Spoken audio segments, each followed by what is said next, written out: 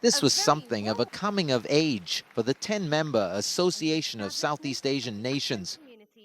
This year's chairman, Malaysian Prime Minister Najib Razak, and the other leaders declared that on December 31st, ASEAN will go from being a mere regional grouping to becoming a community.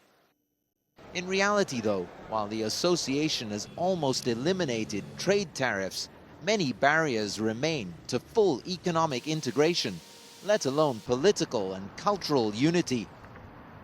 We now have to ensure that we create a truly single market and production base with freer movement of goods and services, with common standards, far greater connectivity, and the removal of the barriers that make our borders a hindrance to growth and investment.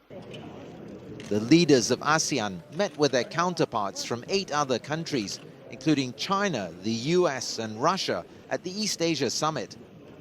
The shadow of the recent terrorist attacks on Paris, Mali, Egypt, and elsewhere hung over the summit, forcing security issues high onto the agenda, along with concerns about rising tensions in the South China Sea.